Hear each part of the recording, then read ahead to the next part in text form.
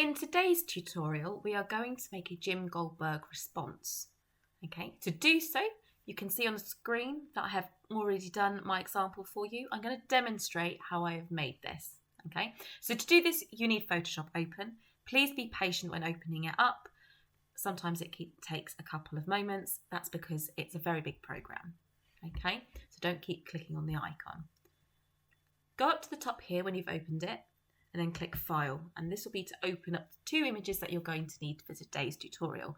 Firstly, you're going to need an image of your model, and then secondly, you will have needed to prepare in advance for them to have written a few lines about the theme of your photograph. So as an example here, my partner is very interested in football, and as you can see here, loves cake.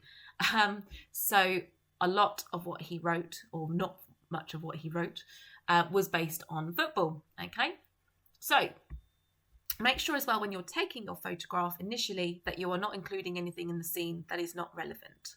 Okay, that's very important when presenting any response work, that you are taking it in the style of that artist and everything in the shot is intentionally supposed to be there. Right, getting back to opening up your images, go up to open, and then you'll need to navigate where those are. Okay, so they could be in this PC, in the pictures, wherever you have saved them.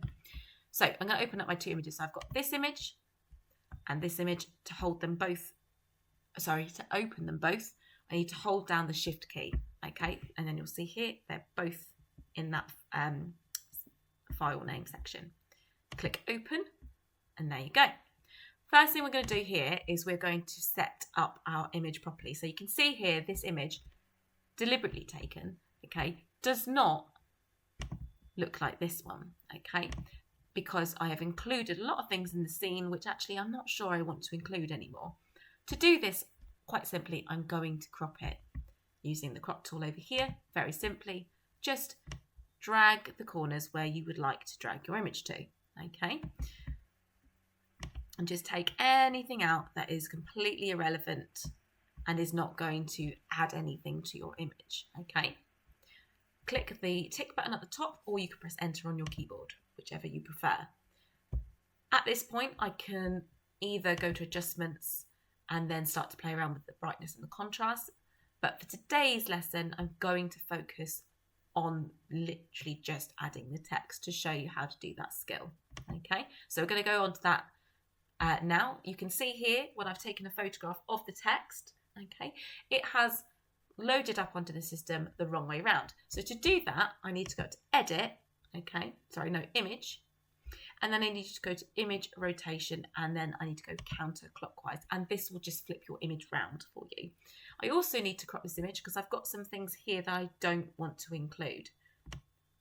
Another side note, when you are asking your model to write, it is preferable that you get them to write on white paper and not lined paper, because this is quite difficult to take away because it will also sit on the text, so it might take away some of the letters. Okay, just bear that in mind. Mistakes are also interesting to include. Jim Goldberg does include those mistakes within his work. It shows the rawness of the model. So even though my partner started to spell a word, I said, no, keep that, because actually that keeps the style of the artist in.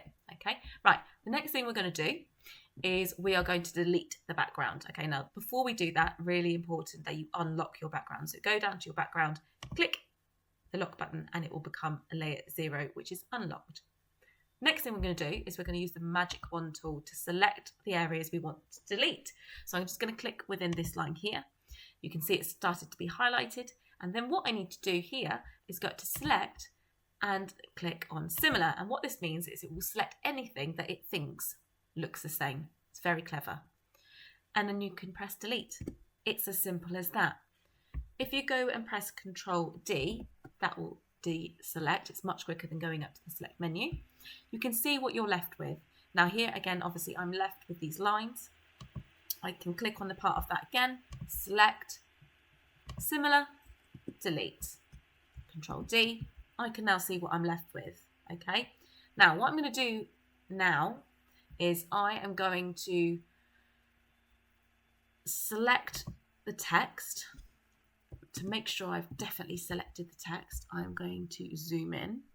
So I'm just going to click on one of those. I'm going to do select similar.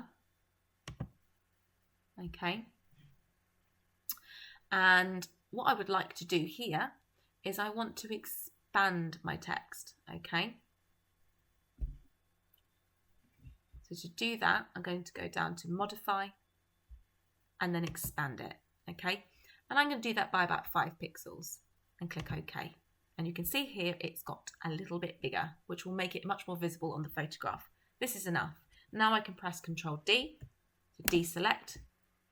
And now what I can do here is I can go up to the Polygonal lasso tool. I'm going to scroll up to my first sentence, make sure that's in view properly. And then I'm going to click rather close to the text.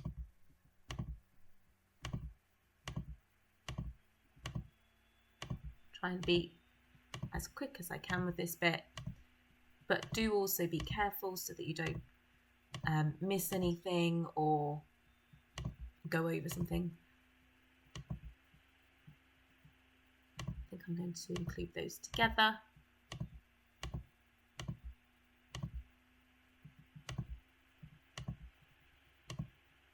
Okay, and then join it up, and then it will highlight for you. Okay, and then all I'm going to do is press Ctrl C on my keyboard to copy it, and then go back onto the image and press Ctrl V to paste it.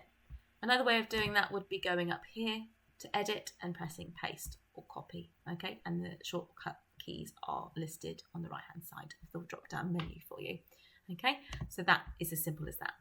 I'm going to go on to the move tool, and you'll notice instantly that it will be selected and it appears as an extra layer. What you need to do now is expand it or move it. If it doesn't do this, you can go up to edit and click free transform or Ctrl T on your keyboard. Okay, right. From this point, I can then adjust the size of my text. You'll notice here that even though I'm adjusting the size of it, it doesn't warp the text. Now this is good, but if you did want to do that, what you need to do is hold down the Shift key, and then you can stretch or make the text slightly thinner, wider, and warp it around to where you think you would like it to look and how you would like it to look. So I'm now going to move that to where I want it to be. I'm not a particular fan that it's going across his face, so I might just make that a bit smaller. I don't mind that the and is up there, so I might leave that there. Okay, you can then continue going to use the lasso tool to select the other parts of the text, Control copy, Control paste onto the image as many times as you like. Okay, now the second part of the image, okay, where I started to add this, okay, what you will need to do, if I go back onto the image and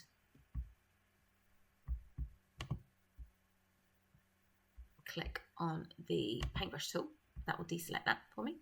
What I need to do is go up to here, and then I can click on some tools. So down here I've got some recent brush tools.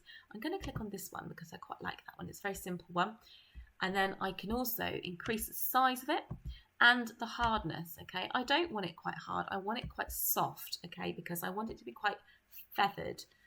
Okay, so now I'm happy with that. I'm just going to click off of that, and I'm going to click on the foreground colour. I'm going to keep with the blue because I think it goes quite nice with the model's clothing, but if you wanted to choose another one, it's quite easy for you to go up and down the menu, and then you can navigate within here whichever colour you like. I might make it a little bit darker, okay, so it matches the writing a little bit better. I'm going to click OK when I'm happy with that, and then Control plus to zoom in. I don't like how wide that is, so I'm just going to go back up to the top and change the sizing, maybe down to 32. I'm much happy with that, and then I can start drawing around the hand. Okay, so Jim Goldberg does this in his work as well. Sometimes he does it on the computer, sometimes he uses a gold pen to do it after the image has been printed. Okay, so it's completely up to you how you would approach this. Okay, so I could keep going around the whole image. And that's it done.